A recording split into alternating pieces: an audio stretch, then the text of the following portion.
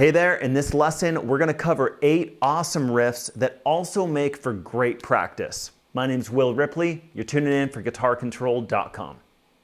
All right, so let's dive in, guys. Make sure to grab the PDF. I've got all the tabs written out for you, just so you have them all in one place. And of course, as you can imagine, that's gonna be really handy while we work through the lesson, is to have those tabs up in front of you. All right, so what are we talking about here? We're talking about practicing riffs. Now, similarly to, you might sit down with a major scale, you know, some sort of big, crazy, gnarly scale, and cycle that with metronome, and, you know, put your blood, sweat, and tears into something like that. Well, we can take that same kind of academic approach to guitar that we can with riffs and actual songs. So these songs are classic. I'm sure you know at least a few of them, if not all of them, you know, by ear. But what I'm going to actually suggest for you is to integrate all of these into your kind of your daily practice regimen. Because what happens when you sit down to practice, right? What do you play? How do you get better? What is your routine? Well, I'm actually going to suggest to put these 8 classic riffs into your practice regime, because they're going to cover a huge gamut of electric guitar techniques. We got hybrid picking, slides, string skipping, etc., etc., etc. So each one of these are not only classic songs and very famous riffs, but you're also going to be able to become a better guitar player by practicing them. So I would suggest to integrate these with a metronome, because then you really make sure that you're keeping track of your progress. You know, day 1 you played it at 70 BPM, and day 100 you played it at 200 BPM, or whatever the case. You know, so you can actually see your progress there, and that's a huge benefit of playing with the metronome. But also, a metronome is going to help you stay on time, right? So you can practice your rhythm all the while. Because it's one thing to kind of just, you know, throw something at the wall and hope it sticks, you know, rhythm-wise, but it's another thing to really kind of like have something hold you accountable and make sure that you are indeed staying on the rhythm. So the very first riff that I want to go over is Thunderstruck. And of course, we've got that classic.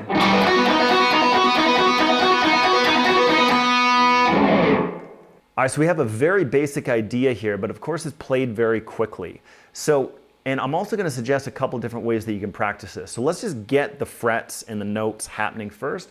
So we've just got a 4 and 7. So we're actually going to start with an open B string. It's all in the B string, by the way. And we're going to go. That's it. 0, 4, 0, 7, 0, 4, 0, 7, 0, 4, 0, 7. And then all we do is just move that up 1 fret to 5 and 8. Okay? So that's the riff. That's all we really need to cover with this one. Okay? Now you can actually play it just like that. With picking. This is a great picking exercise. It's actually not how Angus Young plays it. And what he's doing is he's doing a pull-off. So he's going.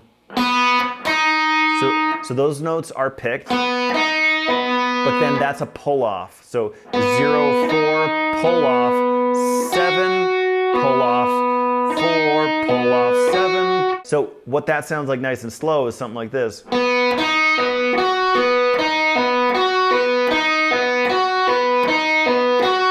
So really, I'm just doing like a fraction of the picking there, right? And I'm really getting a lot of that speed from that pull-off. And that's a really big secret to how a lot of guys are playing super, super fast. It's usually a mixture of hammer-ons, pull-offs, aka legato. Now, so like I said, you can practice that just picking, put that to a metronome.